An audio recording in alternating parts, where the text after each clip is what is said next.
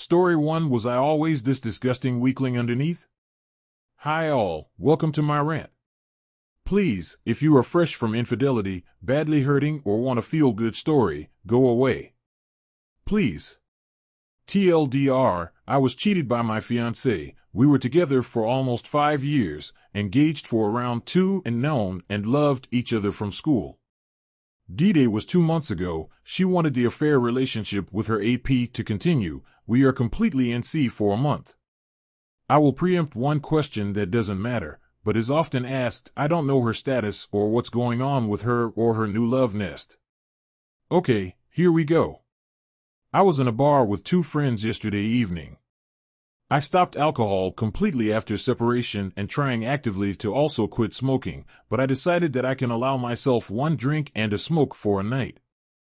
The evening was going well. We chatted about whatever and I went outside for my planned cigarette. A minute later, 3 girls also went outside to smoke and were talking. One asked the other what was going on with her ex, and the reply was a snort, a who cares, and a laugh between them. In that moment, I felt like the biggest failure in the history of humanity.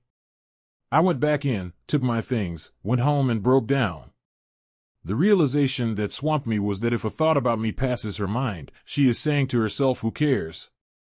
That during many of the nights I was lying alone and broken, she was smiling, laughing, kissing and making out with her AP. That she continues living in what used to be our home, where every color, every cabinet, every door handle, every painting, every carpet was chosen by us together. That she lies with him in the bed I've assembled. That they are walking on the tiles in that one room that I've laid down. Was I always this pathetic loser? Was I always this disgusting weakling underneath? Was I always that dumb, blind, whose girl cheated under his nose and he never even got a sniff of it? How did I allow another person to take so much of my love, my heart and soul, my years, my future and innocence, my hope, and just throw them away like a bottle cap? How could I be so wrong thinking I was building my castle on a rock, while actually building it on a cesspit? For the first time in my life, I was seriously thinking about ending my life, about wrapping my car around a lamp post or driving it off some cliffs in the mountain nearby. I feel like abandoned ruins. Like a completely broken rag, waiting for the end. I am terrified that even if I survive, I will just cruise through life, joyless, hopeless, automatically doing the motions, a mannequin that pretends to be a human being. I know life isn't fair. I know it's cruel. But it hurts so very much. It hurts when I am awake, it hurts while I am asleep. It constantly overwhelms me, and it seems that I'm fighting a battle that I can't win. I am giving up more and more ground, and soon there would be nowhere to retreat. The person I was trusting more than anybody in this world pitted me against this enemy, waved their hand goodbye, and never spared another thought for me. The enemy is me. She turned me against me. And the me that I've associated myself with for my whole life is not standing a chance. It's not a battle, it's a slaughter. I'm so sorry about this desperate post, but I need to vent and my friends and relatives have heard enough about it. Today, it is as I am finished. As the poison finally seeped through all my defenses and is running wild through my blood. God, this road is so long. Reader comment, my friend in pain, we in this group have all been through what you have, so I will say the following, as cliché as it may sound. Now I will ask of you 90 days, just 90 days. 1. Block her on anything and anything that reminds you of her. Get rid of it, burn it, throw it too. Get into gym and build a routine, set a goal and work towards it. I know how this one might sound, but believe me, it will change your life. It's hard first month, but so worth it. 3. Read and read. Read books about self-improvement, body, mind, philosophy. Whatever catch your eye, read on it. 4. Get into activities, hiking, running, biking, etc. If you commit to the above mentioned for 90 days, your life will change and you will forget about that loser. And yes, she is a loser. Why? Because she had something that she won't know the value of till later. So move on, improve yourself, and live your life regardless of her status or what she thinks. Don't give her the power to dictate how you think or feel. The power is with you. Commit to the 90 days rule and best of luck. Reader comment, you weren't weak. You said yourself, you're a simple living man. So you trust. And cheaters are great at lying and manipulating the situation. Because you don't think like that, you can't fathom doing the things she did. It's because you're a good man. A strong man who is having a moment. A lot different than a disgusting weakling. She was weak because she was too cowardly to come and talk to you about how she was feeling a little neglected in the relationship and what you could work on together to improve it. Seeking validation from outside sources is never acceptable. This is on her. Please be kind to yourself. It certainly won't be easy, but you will get there, my friend. Reader comment, okay OP. First of all, people that go through life wreaking havoc, step on other people's feelings like it means nothing, lie, deceive as if it's an Olympic sport and they are proud of being a gold medal winner. Those people are empty, sad, soulless shells of a human being. They cannot be truly happy, truly sad. They can never truly love because they don't know those emotions, so they pretend to be happy, sad, or in love. They impersonate happy, sad, in love. It's pathetic and sad. It's called mirroring. So don't think she is living a happy life. She is selfish, unable to self-reflect and develop meaningful relationships. She most of all is living for quick, easy highs and puts the blame of everything going wrong in her life on other people or other external factors. OP, do you truly believe you are a pathetic loser? By opening yourself up to someone who abused your trustful nature, your undivided love and commitment, your genuinely soft and good character. What would you tell a friend that went through something similar? So sorry, mate, you sound like a pathetic loser. Think about that for a moment. I don't think you would. Story 2. I'm 29M and girlfriend 27F. She slept around with multiple guys right after breakup and was talking out loud about it in front of all our friends. What do? I officially broke up with my girlfriend around May, but some circumstances led us to being always be together as a couple for next few months. We just denied it in front of people. Finally, in September we decided not to continue in any sorts of manner. 10 to 12 days later, I hear from all my friends about her going and telling them how she used to get drunk and EFF random boys. At times, she didn't even remember what happened. We remained friends in the meantime. I didn't bother about these things too much. I invited her to my birthday, which she came for, but made it a point to go out on a date by leaving in between. It was too obvious to understand, and I didn't like that. Later on, in the night, she calls me and talks about how she has been enjoying her dating life, which I thought was rude. She was outright calling home random boys to house parties and letting everyone know that she is going to sleep with him. Being part of the same group of friends, people tend to gossip, and that is how I was apprised about all these things. Then, we had a month break in between from meeting each other in a common setting. The day we met, she called me later in the night and we spoke about all these things. We ended hooking up and the emotional feelings got back. We decided to give RS another chance. I was trying to process all the things that she did during the breakup. I just felt sleeping around right after breakup made our 4-year-long relationship too menial. My mind frame was more like I didn't even feel like going to any other girl. I still loved her. She slept with like 4 guys in a week or so. Although, she didn't cheat on me as such, but I didn't like the whole thing of sleeping and telling all of our friends appropriate.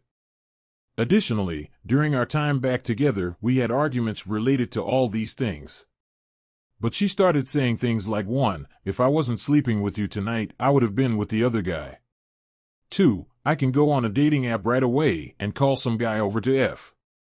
I thought this was way too disrespectful to say to your partner. This led me to react, and I too started saying things like don't be proud of dating fat guys, etc. Basically, my anger towards her statements led me to criticize the kind of guys she slept around with. Now the issue is, it's difficult for me to process all these events, and I feel it's going to be very difficult to have a happy relationship. What do? Reader comment, she's trying to make you jealous and boost her self-esteem. Ignore. Walk away.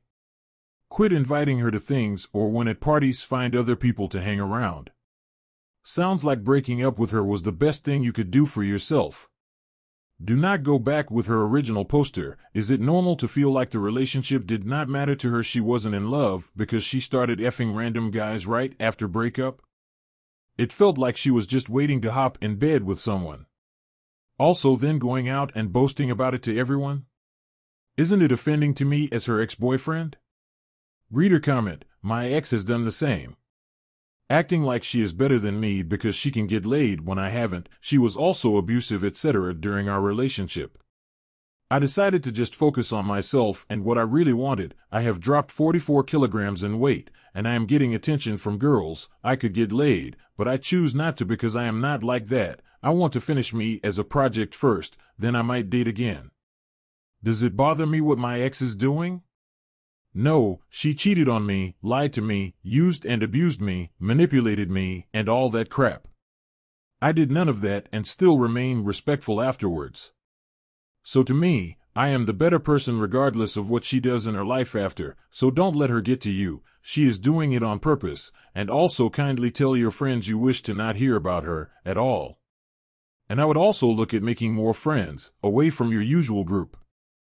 Original poster. When we tried to get back, I told her it's getting difficult for me because the way she behaved right after breakup.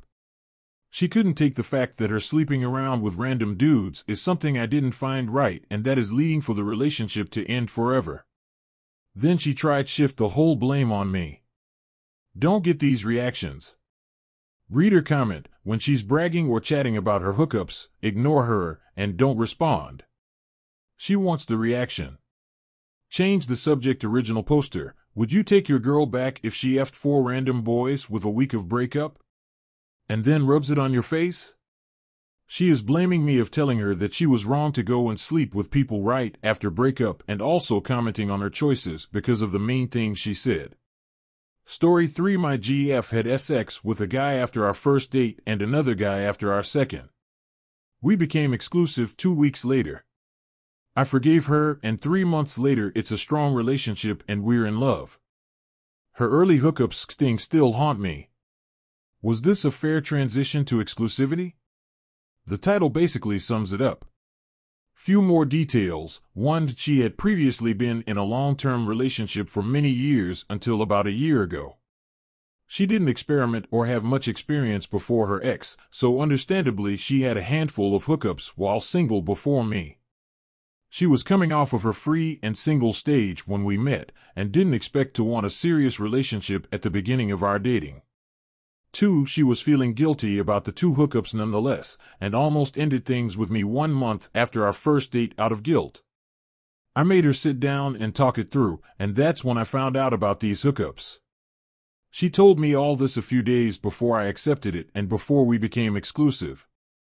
3. To 2 other lies. What she left out until 2 months into the relationship was that she continued to SXT back and forth with the second guy until just before our 6th date. For context, she and I first had SX ourselves on date 5. The only other big lie was about the bruises on her legs that were there when we first had SX. 4. She has shown time and again since then, and in every other manner, to be an otherwise seemingly trustworthy person. She always volunteers more information than necessary about her whereabouts and about what she does day to day. And I've tested it a few times, and every single time her story always checks out. 5. This girl is madly in love with me now, and she's even talked of me being the one she wants to marry someday. I honestly feel similar feelings. I have lots of dating experience, and she checks every box in compatibility. I love her too, truly, and have never felt so strongly. Had this never happened at the beginning, I'd know for sure she's the one. We've met each other's families and friends too. This particular point I'm making is that everything is going spectacularly well otherwise. And she's truthful in every single opportunity I've been able to verify, too. 6. For some reason, though, I still have a sour taste about the beginning. I do bring some insecurity baggage to the table from my ex in my last relationship, emotionally cheating. I know it's the responsibility of both people in a healthy relationship to handle irrational insecurities. Is my insecurity about trusting her nowadays something that's just my responsibility to overcome? Or is this a legitimate situation for doubting her? And if so, for how long? What would I have to do to get past this? Edit update. Thank you all for those who gave kind and sympathetic but constructive advice, perspective. I realized that while it's a bit icky how the situation looked before we officially became exclusive, she has proven over and over again since then that we have something real and that ought to call for at least a chance at developing true love and trust going forward. Yes, there were a few lies at the beginning, but you don't even understand how well I've vetted her honesty since then.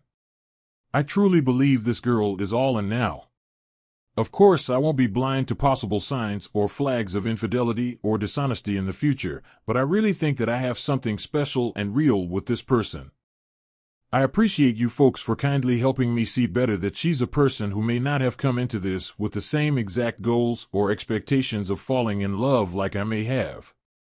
She was hot off of her young and single dating phase, while I was already ready to give each person one shot at a time. I'm going to give it a go to work on my insecurity and try giving her the benefit of full trust until I truly do agree that it's warranted, or until she shows me it shouldn't be. Thanks again very much, folks. You are a kind community reader. Comment. Sadly, this is the current state of dating. This gradual transition from dating to exclusive dating rather than it being a one person at a time model just muddles the waters. What's truly tragic about this is the fact that as honest as people may try to be, can they really truly honestly say they transitioned the relationship into exclusive status with a clear head and having truly given themselves a healthy chance at assessing the other person while juggling multiple other people in the background? My instinct is that it's probably a big no in ways we can't yet clearly quantify and name. Folks treating dating like it's simple multitasking and expecting things are gonna go well seems foolish at best.